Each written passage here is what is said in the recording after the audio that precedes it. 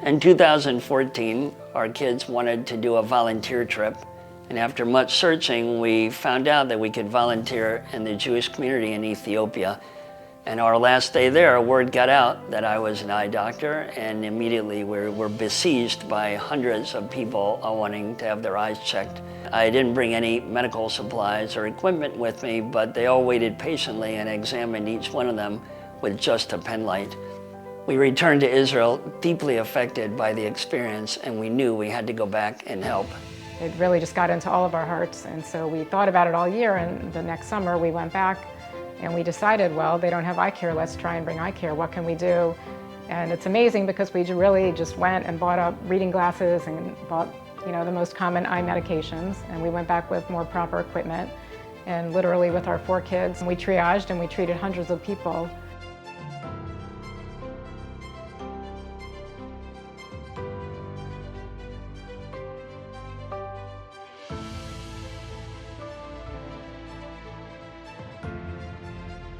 We've set up mobile eye care clinics, eye surgery campaigns, and sight-restoring cataract campaigns.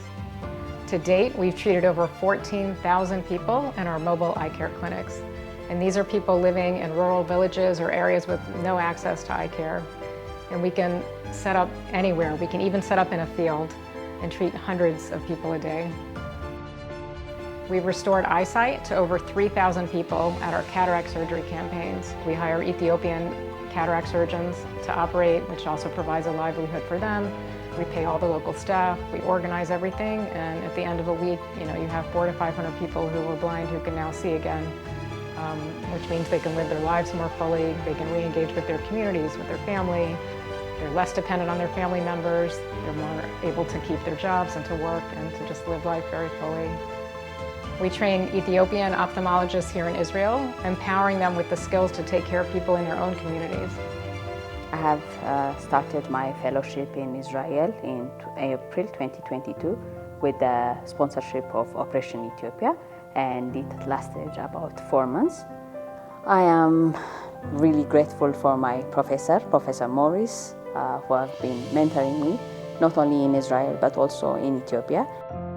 I was part of a small group, men, women, Jews, Muslim, doctors, non-doctors. We had the privilege of taking part in a cataract campaign. We came the day after the surgery, and when you come the day after the surgery, you're helping with the aftercare. You have these people who essentially were blind. They've had this surgery, and now, hopefully, many of them will be able to see for the first time in who knows how many years. So to take off this patch, and the first thing that we were told to do is, take off this patch, smile at them, hold up your fingers, clean them up a little bit, and if they can notice your fingers, they're going to move their eyeballs with you. And in some cases, they were just so overjoyed that they would, start singing, la, la, la, la, la, la, and that was just sort of their song of joy.